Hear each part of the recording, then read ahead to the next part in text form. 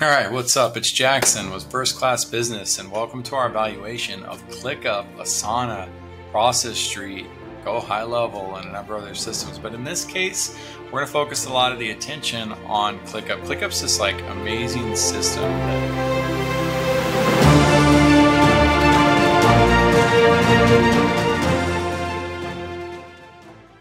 if you haven't seen it before, kind of like everybody's gravitating towards it and everybody's really hyped it up, but don't be too quick to jump over. Hear me out, because I think it's really important that you understand how why I think people are gravitating towards this system. I also was one of the firm believers who was like, man, this system's going to be amazing. I can't wait to dive in. I also launched Monday.com. Oh, it's just going to take me right to that.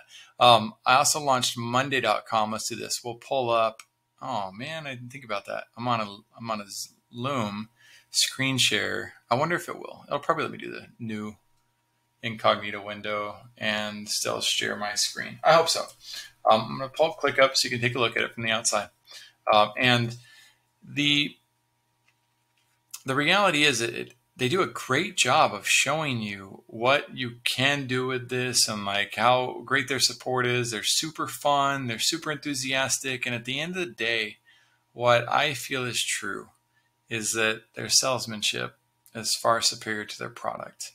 And now that doesn't mean I want to trash ClickUp. There's plenty of use cases. We have a client using it super well. They've built out some very intricate systems in there, and it's certainly worth considering when you're building out your operations. But for what my team's operations need from a project management standpoint, it's just too clunky. There's too many buttons to click. There's too many options. There's not enough infrastructure, and worse, there's too many bugs. And I hope they fix that. I'm not going to be able to show you too many bugs today, but I will show you some of the awkward user interface aspects. So like if I go to create a simple task for a team member, yes, I can like grab the team member here. Woo, it's going to go to me. It's going to ask me. It's going to go whoever on my team. And then I can even start the process of creating a subtask, right? So subtask for Jackson. Wait a second. What? Why would I have to write Jackson's name here? Oh, because you can't actually like assign it to somebody right away. That doesn't make sense. I guess I'll save that information, but now I'm gonna have to figure out a new interface how to assign it. And okay, for at least for this task, I can go ahead and create, select a date for when it's due. And I selected the date, but it still says in the calendar. I guess I can sit here indecisively, go back and forth until I want to close this stupid window. But once I close this window and I go to create the task, it won't let me create the task. I have to select the list first, and then first I have to get used to what a list is, which is divided into certain different types of folders. And I'm like, all right, fine. So and then I have to figure out, all right, I don't know if I want this task in my marketing department or my operations department yet, because it really overlaps both. And so now my brain that was very focused on getting something done, and I need to get this jotted down and move forward, is stuck trying to organize prematurely. It's not ready yet. Let me freaking make it first, right? So let's go ahead and do that. Let me stop whining, go to just add it to a random task list, which what I did last time. And I go to, let's see, I bet it would let me create it, but do I want to create and open it? Do I want to create and start another? Do I want to create and duplicate it? Again, my brain is just like, why? Why so many options? Why not just take me to the next interface where I can think clearly and move forward? So I guess we'll do create. Uh-oh. Oh no, I created and it's gone. Now I'm freaking out and panicking. And I'm like, where did I save that? Where did that go? Okay, well, shoot, the pop-up window's gone now. I had to move the Loom thing and I didn't get there in time. And so thank goodness when I did this earlier, I remembered what I was working on and saw that, okay, in their search, at least it pulls it up first. But what a ton of freaking anxiety just to get a basic task put together and done. And my team, we moved to this so that my team could have an easier time than they've had in Asana. And they're all new, not all new. The ones I'm referring to, the team members I'm referring to, they're new to project management. They're new to using systems like this. And I started them out on Asana. I got them moved over here because it was supposed to be easier and better. And they've all really not liked the transition. And then I've had other people who haven't used Asana who've gotten here and are like, man, I can't find things. I can't do this. And now I put them on Asana and they're like, oh my gosh, this is a breath of fresh air. This is way easier to use. So here's the neat thing about technology. Technology changes every single day. And every single month they're making updates, and we're getting faster. It's getting easier to code and make things. So with my assessment, it's very possible that ClickUp begins to outpace Asana and begins to grow at a faster rate than Asana does because they have the salesmanship to do so. I don't know too much about the culture of Asana. It's a big company. It's been around for a while. They're probably building really well, but they're more like an aircraft carrier compared to ClickUp. That's more like a fancy jet ski. And so ClickUp's got this ability to like move and to build quickly, but they also don't have, the infrastructure, the stability that an Asana does. And yes, it makes it more nimble, but that also makes it just that much easier to accidentally dislodge their customers and make you fall off the track. So, if I want to add somebody to this list that's a guest, I haven't played with guests too much in Asana, but it's really annoying that I can't just add them right from here. Like they make it so hard to share, and I had to go research this, how you figure it out. And okay, well, I'm going to get Zach on here then. And so I've got Zach now. I got to click this button to share it with him, but it doesn't really share it with him yet. I got to share it with him here. And then once I've got him here, now I can go over here and assign him to it. And I guess it's kind of neat that you can assign multiple people. See, you can assign multiple people to the same task, but then you don't have a point person taking care of that task. It's fine to have multiple people assigned to a project, but assigning multiple people to a task, you also need to then decide who the point person is, who's the person responsible, so that you don't have too many chiefs and not enough Indians. So probably not a politically correct statement these days. So let me go look at like one of our projects now. Let's go into our spaces. So first we created spaces we tried to create it based on teams, but then it turns out that even though it says it allows you to play with teams, ClickUp doesn't. You have to go in here to create teams, and it's so stupid. On our version, we were able to create one team, and you have to go all the way under people. You get the teams. You can create one. When you go to create another, it's like, hey, you have to upgrade, and we're already on one of their upgraded plans. So it's like, why do you have to put us through that? So we figured out the fact that you can't actually have teams in ClickUp, which really bothered me because that's how I operate our our organizations, breaking things down by teams. But we created spaces based on our teams. So now that we got our head wrapped around how spaces work, and we've got like our infrastructure as we build out our little company, I've got these different lists that have like section headers. And the one reason why I switched to this, the big reason why I allowed our handy developer to convince me to move over to this was because he said that, yes, we can complete projects in this. Well, it turns out they don't even have projects in this, which is kind of annoying. They've got lists and they've got folders. And so for a person who and I didn't like that about Asana either. I was like, why the heck can't I complete a project? I want to be able to keep track of, and again, if I'm wrong on this, correct me, comment, just blast me in the comments, no, here's how you do it, dummy.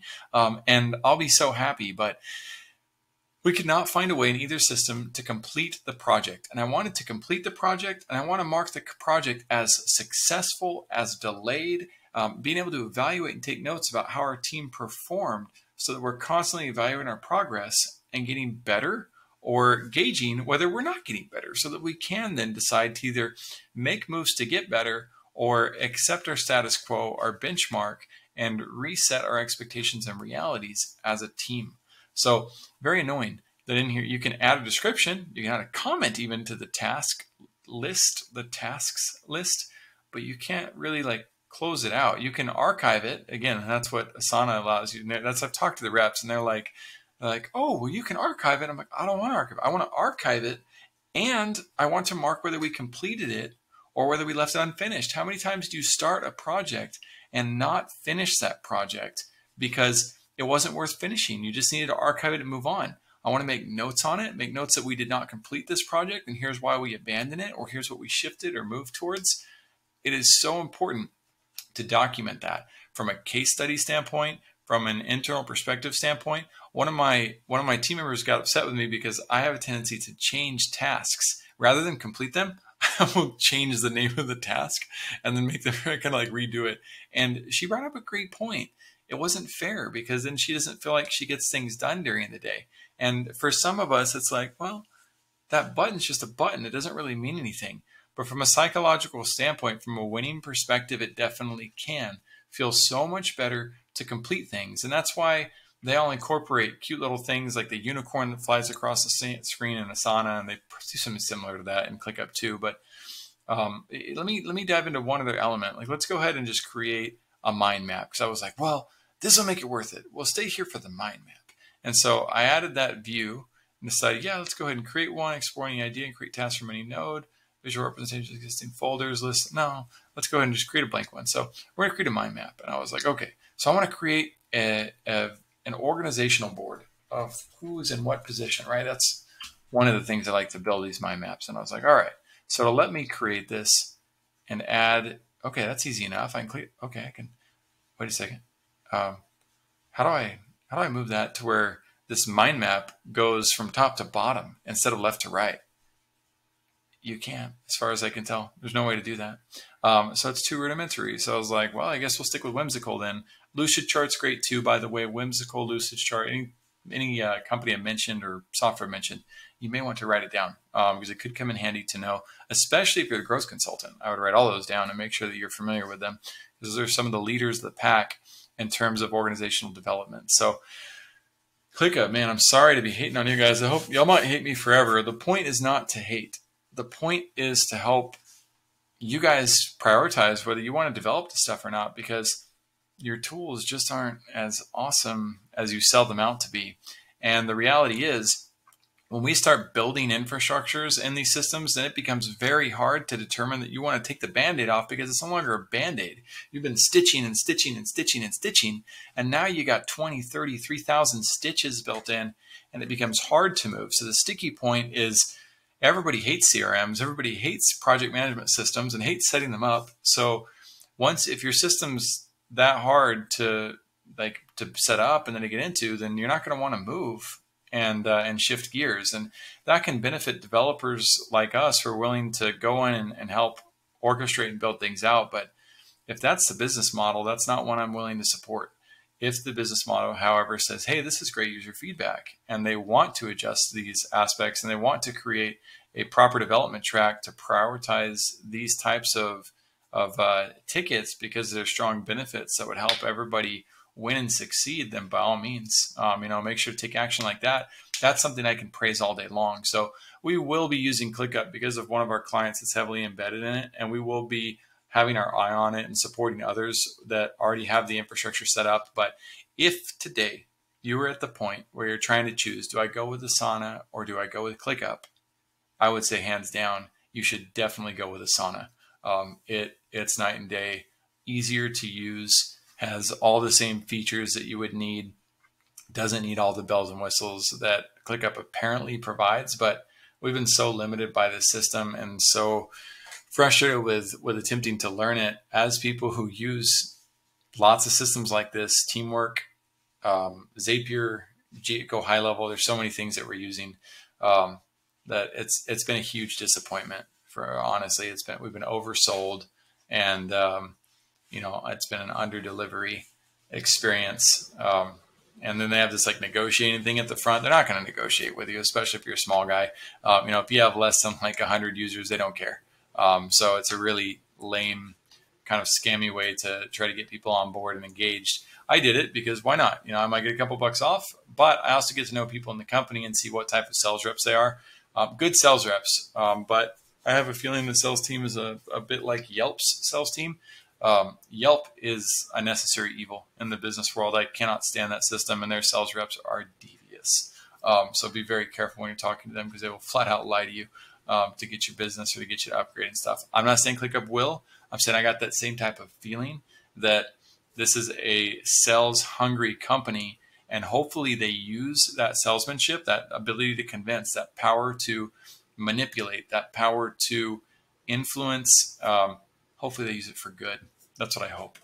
But that will be determined over the coming years as they continue to operate. So what the heck is Process Street? Process Street is a very simple system, a very easy to use system for setting up workflows that make people happy because they don't have to be involved in the back-end process. You can set this up with one person. This ultimately, I like to use Google Drive personally for setting up processes, but most people don't want to mess with the liability and the ins and outs of Google Drive and all the features, this just simplifies building out HR.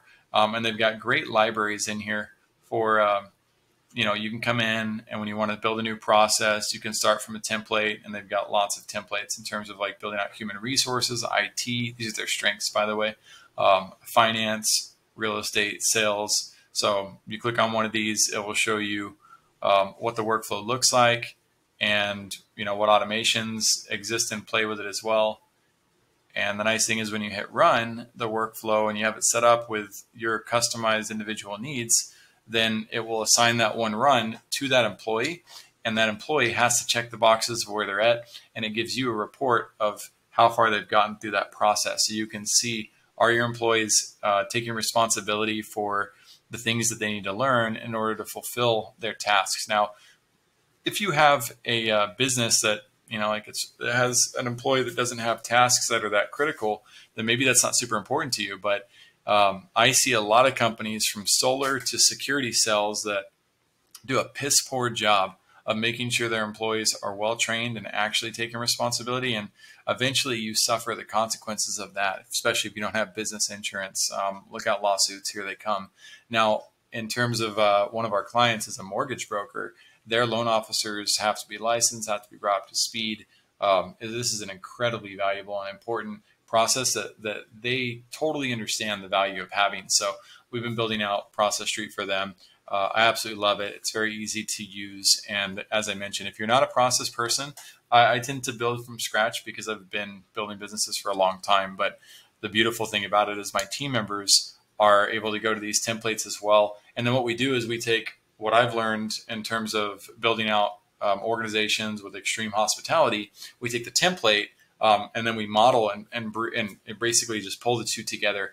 That way we get the best of both worlds, and a working flow that is easy to build on, but we're inserting our personality into it so that we're taking it up a notch every step of the way. So those are some of the systems that I'm trying to remember. Go High Level was another one that I could showcase, but I'm just going to wrap this up for now. If you want me to do a Go High Level video and talk about the difference between that and other sales process systems or CRMs, then I'd be happy to. I've used Close.io, I've used Nutshell CRM. In fact, I was one of the original users of that program. I've built CRMs for restaurants. I've built CRMs for HVAC companies. I've used HubSpot. I've used Salesforce quite extensively. Go High Level, I'll just leave it at this, is we have a white labeled version of it. So that's helpful too, because you can make some money on it. But they have that salesmanship, but they also seem to have the service. And they've pulled so many systems together, that can replace things like MailChimp, or replace your, so your email marketing, your text marketing integrates with SendGrid and Twilio and Mailgun. There's different systems that go into play to make sure that all flows. But I found a lot of support from users and I've made a lot of friends that have helped with that process. Whereas before I was using a lot of different systems from ActiveCampaign and Infusionsoft to, there was one other one, Pilot HQ, I think it was Autopilot HQ. Again, all good systems, Samcart, they all offer lots of value and can add in their 2 cents, but it's so easy to get lost in the world of systems, and it's so hard to know how to tie it all together. So you've got a functional bridge. And if you go through firstclassbusiness.io, especially go to like our services catalog page and even just ask for a quote or a proposal from us, you'll see how we've been able to get our systems all together. And we're a young company. We launched our company in September. Granted, I've been building this company like behind the scenes, the folders and the processes for it for more than 7 years. And Todd also had the idea of launching a similar business model, which is why we joined forces. But as far as like an official company established date and working and operating and bringing on clients, we just started this past September, and it's February, and we've got an onboarding process that is unparalleled. I haven't seen anybody with an onboarding process as strong, as fluid, as seamless, as efficient as what ours is. And we're not content with it. We want to keep building upon it and make it better and better and better, because that's how you scale. You work out the friction. You think of it like a slide. that people have to go down. You don't want anybody to get a splinter in the process of going on that slide. That ruins the experience 100%. Just one splinter. We want to make sure it's that great that everybody goes down smoothly. But how many people can get on that slide at once? You have to expand the slide. You have to expand the doorway. You have to have multiple entry points. Pipelines, there's a reason why their pipeline deals exist, and it's referred to as such. Funnels, there's a reason people call it that. In all reality, think of your business as like a private island that nobody would want to go to because there's no real resources on it. Nobody knows who you are. Nobody knows why it would be valuable to swim out there, get over there. You have to build a bridge that connects it. And the stronger the bridge and the more glorious the arrival and the more entry points people have to get there, the better your business is going to do. And Google is fantastic at that, which is why people go to Google over and over and over and over and over and over again, is because people see that island of a resource and they're like, man, I got to go there. And Google takes you there, not just with a slide, not just with a bridge, but they've got things that take you back faster and faster every step of the way. In fact, every time I say it, my phone blinks because it's trying to get through and hear what I want to say to give it a command. So that process, that vision, that engineering, all of that really has to come together. All these systems, they have to pull together in a way that makes sense, that makes you more effective and more efficient, not bogging you down, slowing you down, not just because some mentor or mastermind guy said that, oh man, you really would benefit from having this tool. No, the toolboxes are many and the tools are even more. You have to be using those tools the right way for people to want to come visit your workshop and say, hey, I want this, visit your island and say, hey, I need that, help me out. So a lot of insight for today, a lot of system stuff. If all that overwhelms you, but you made it through this, by all means, tap out, come get an appointment with me, and we'll shift gears and talk about, based on your vision, based on your legacy, based on what you're striving to build, what does the revenue forecast look like? What is the potential for your business, and would we want to be involved? And if you have a business model that's something we're confident we can scale up to a massive degree where we can all make a ton of money and make a big difference, then by all means, why would we not want to work with you?